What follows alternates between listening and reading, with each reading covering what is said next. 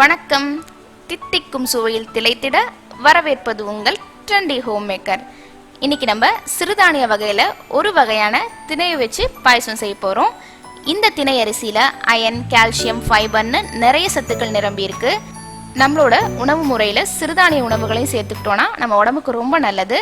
ஹெல்த்தியான திணை பாயசம் எப்படி பண்ணலான்னு இப்போ நம்ம பார்க்கலாம்.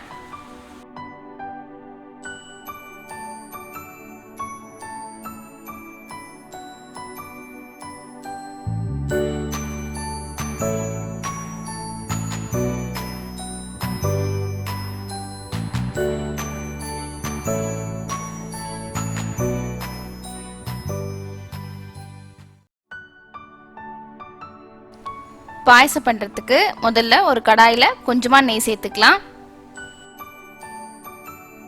இதில் பாயசத்துக்கு தேவையான முந்திரி பருப்பு, திராட்சையை வறுத்து எடுத்துக்கலாம்.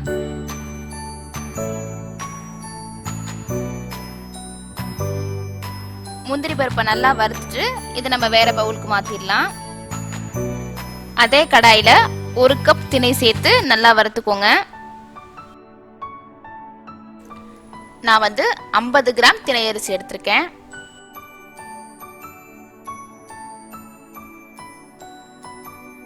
திணையை நல்லா வறுத்தோன்னே இதை வேற பவுலுக்கு மாற்றி நம்ம ஆற வச்சிடலாம். இதே கடாயில் இருந்துச்சுன்னா சூட்டுக்கு கலர் மாற ஆரம்பிச்சிடும். திணை அரிசியை கொஞ்ச நேரம் ஆற விட்டு இப்போ மிக்சி ஜாரில் போட்டு நம்ம அரைச்சி எடுத்துக்கலாம்.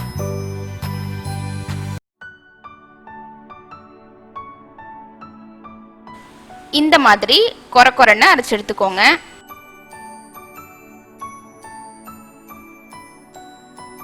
அரைச்சு வச்சிருக்கிற திணையை இப்போ நம்ம வேக வைக்க போறோம். நம்ம ஒரு கப் திணை எடுத்தோம்.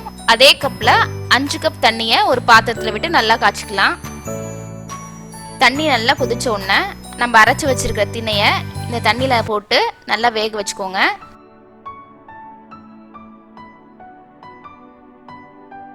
திணை அரிசி கொஞ்சமாக போட்டாலும் நல்லா வெந்து நமக்கு நிறைய குவான்டிட்டி கிடைக்கும். அதாவது இப்போ நம்ம 50 கிராம் திணை எடுத்திருக்கோம். இதில் 7லேருந்து 8 பேர் தாராளமாக சாப்பிட்ற அளவுக்கு நமக்கு பாயசம் கிடைக்கும். திணை முக்கால்வாசி வெந்துருச்சு. இந்த சமயத்தில் நம்ம 200 ml காய்ச்சின பாலை இதோட சேர்த்து வேக வைக்கலாம். பாலில் இந்த திணை அரிசி கொஞ்ச நேரம் நல்லா வேகட்டும்.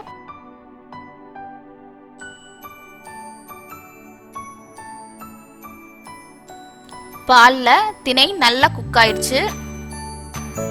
இதில் 1/4 டீஸ்பூன் ஏலக்காய் தூள், 1/4 கப் தேங்காய் துருவல் சேர்த்து நம்ம நல்லா கலந்து விட்டுடலாம்.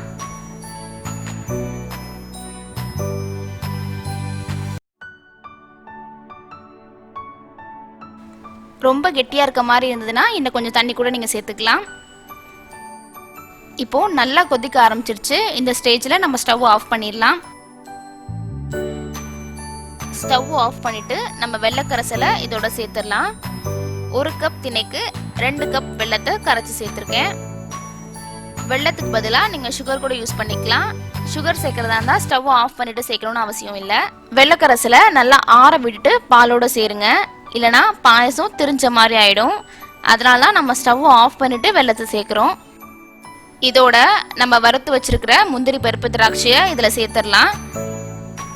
கூடவே கொஞ்சம் நெய்யும் சேர்த்துக்கலாம். நம்ம ஸ்டவ் ஆஃப் பண்ணிட்டு வெல்லம் சேர்த்தனால அந்த கலர் சேஞ்ச் ஆகிறதுக்கு கொஞ்சம் டைம் ஆகும். ஒரு 20 to 30 செகண்ட்ஸ் நல்லா கலரிட்டே இருந்தீங்கன்னா பாயசம் நல்லா கோல்டன் ப்ரௌன் கலர்ல சூப்பராக ரெடி ஆயிரும்.